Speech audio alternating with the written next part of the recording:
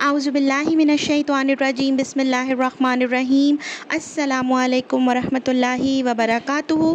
फ़ातिमा के किचन में खुशामदीद। उम्मीद है आप सब लोग ठीक ठाक होंगे, खैर आफ़ियत से होंगे। आज हमारे किचन में बनने जा रही है दाल माश, लेकिन नए तरीके से।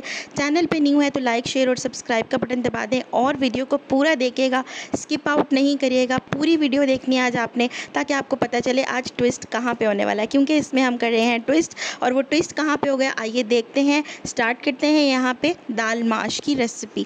तो यहाँ पे ले ली थी जी मैंने दाल माश, तकरीबन 2.5 कप के करीब। जो नॉर्मल कप आप घर में यूज़ करते हैं वो वाला 2.5 कप था यहाँ पे दाल माश का। इसको मैंने अच्छे से वॉश करके सोक कर दिया था तकरीबन 2 घंटे के लिए। जब इसको सोक कर दिया उसके बाद यहाँ पे हमने क्या किया है जी, यहाँ पे हमने इसको एक पतीली में बॉईल करना है। ठीक है, जब आप पानी गर्म हो जाएगा और बॉयल आना शुरू हो जाएगा तो हमने यहाँ पे जो है ना, ये देखें, ये जो ये वाली झाग आ रही है ना, ये सारी झाग आपने इसकी उतार देनी है।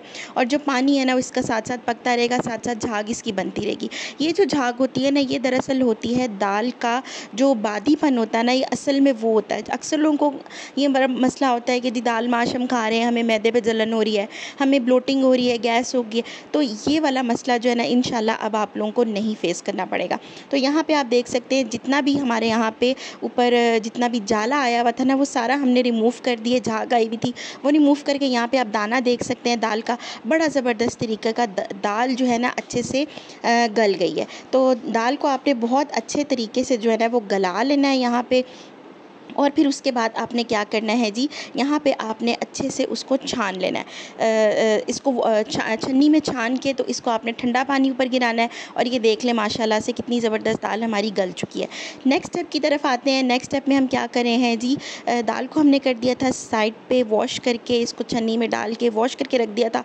अब हमने लिया यहाँ पे पतीली के अंदर हमने डाला है घी। अच्छा, ये दाल जो बनती है ना, ये बनती है घी के अंदर। तो आपने कोशिश करनी है कि इसको घी में ही बनाना है। तकरीबन 1.5 कप के करीब घी लिया था, उसमें हमने 2 दरमियाने साइज़ के प्याज डाल के इनको बस हल्का सा लाइट ब्राउन होने देना है। उतनी देर तक जब प्याज लाइट ब्राउन हो रहा है ना, तो हमने इसमें 3 से 4 अदद लहसुन के जवे और 3 अदद हरी मिर्ची जो है ना अच्छे से कूट के वो डाल दी हैं, उनको मिक्स कर लेना है। इसके बाद यहाँ पे जाएगा जी आधा चम्मच ज़ीरा और साथ ही जाएगा जी इसमें नमक। ये डालने के बाद इसको मिक्स कर लेना है। जब प्याज का कलर अच्छा सा खूबसूरत सा गोल्डन आना शुरू हो जाए तो इसमें डाल देने हैं जी हमने टमाटर यहाँ पर हमने रफली कट करके, रफली चॉप करके डाले।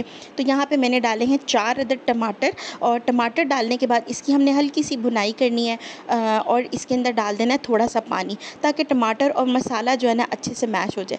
थोड़ा सा मिक्स किया यहाँ पे हमने, सिर्फ अभी 2 मसाले डाले हैं। ज़ीरा डाला है, साबुत ज़ीरा डाला है और नमक डाला है। नमक आपने हस्बे ज़रूरत यूज़ करना है। ठीक है, यहाँ पे अब हमने क्या किया है जी, अब हमने डाला है यहाँ पे थोड़ी सी भुनाई करने के बाद जब टमाटर नरम हो गए, यहाँ पे डाल रहे हैं हम जी लाल मिर्च का पाउडर 1 चम्मच मैंने यूज़ किया है। हल्दी पाउडर यूज़ किया है 1 चम्मच, बड़ी वाली 1 चम्मच। ठीक है, और यहाँ पे अब जाएगा जी हमारे पास सूखा धनिया का पाउडर 1 बड़ा चम्मच। ठीक हो गया। तो यहाँ पे ये बस थोड़े से मिनिमम से मसाले हैं जिनके साथ हमने ये दाल बनाई है। और अब डाला है थोड़ा सा पानी, ताकि मसाला जो है ना वो जुड़े नहीं और बहुत अच्छे से जो है ना वो प्याज और टमाटर अच्छे तरीके से गल भी जाएँ और मसाला भी बहुत अच्छा बन जाए। तो यहाँ पर हमने लगा दिया है, पानी डालने के बाद मिक्स किया और इसको लगा दिया ढक्कन तकरीबन 10 मिनट के लिए लो फ्लेम के ऊपर। और मसाला बहुत अच्छा सा हो गया रेडी। तो अब यहाँ पे हमने क्या करना है जी, ये देखें, इसको मिक्स कर लेना अच्छे से। मसाले की कर लेनी है बहुत अच्छी सी भुनाई, ताकि जितना भी ऑयल आया ना वो उसके साथ मतलब अच्छे से मिक्स होना चाहिए।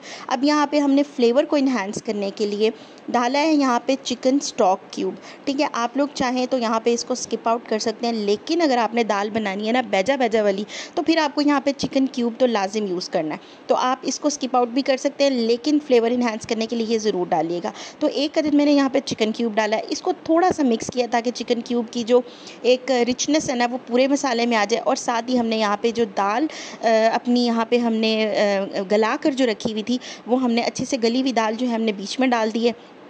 और इसको कर देना है हमने मिक्स अच्छे से मिक्स करके तेज़ आग करके ना, तो यहाँ पे हमने इसकी 3 से 4 मिनट जो है ना तेज़ आग के ऊपर भुनाई टाइप करनी है। इतनी तेज़ करनी चाहिए, इतनी ज़्यादा भुनाई करनी है कि जो है ना ऑयल जो है ना वो ऊपर आना शुरू हो जाए। जब ऑयल ऊपर ना शुरू हो जाएगा तो हम इसमें डालेंगे तकरीबन आधा ग्लास के करीब पानी, ताकि जो दाल का जो दाना थोड़ा खड़ा है ना वो दाना भी बैठ जाए और दाल मज़ीद जो है ना अच्छी सी फूल भी जाए। तो ये आपने करने के बाद यहाँ पे लगा देना है जी आपने ढक्कन। ठीक है जी, ढक्कन लगा दिया है आपने यहाँ पे। ढक्कन लगाने के बाद यहाँ पे जब तकरीबन 10 से 15 मिनट के लिए हमने इसको लगाया था दम पर, ताकि जो है ना दाल का जो दाना है ना वो अच्छे से वो फूल जाए। ठीक है, तो यहाँ पे आप देख सकते हैं माशाल्लाह ज़बरदस्त किस्म का दाल का दाना भी फूल गया है और दाल जो है ना बड़ी ज़बरदस्त सी खुशबुएँ तो महक रही हैं इस दाल की। ये दाल बड़े लोगों की फ़ेवरेट है और इतने लोगों को पसंद आती है ना कि मेरे बच्चों ने जब ये वाली दाल खाई है ना तो उनको ये मतलब इतनी ज़्यादा पसंद आई है कि उन्होंने चम्मच के साथ खाई है। ठीक है, तो यहाँ पे आया है जी अब हमारा ट्विस्ट। तो ट्विस्ट में क्या है जी, यहाँ पे आया है जी दूध। तो दूध हमने यहाँ पे लेना है आधा कप। ठीक है, आधा कप दूध लेना है और यहाँ पे हमने दूध डालने के बाद इसको मिक्स करना है दाल को, और हमने इसको लगा देना है दम, और दम के बाद ये हुई है दाल तैयार। दाल हो गई है जी हमारी बहुत ही लजीज़ किस्म की, बहुत ही मज़ेदार किस्म की तैयार। आप लोग भी बनाएं, अपने प्यारों को खिलाएं और मुझे करिएगा दुआ में याद। चैनल को करें सब्सक्राइब। अल्लाह हाफ़िज़।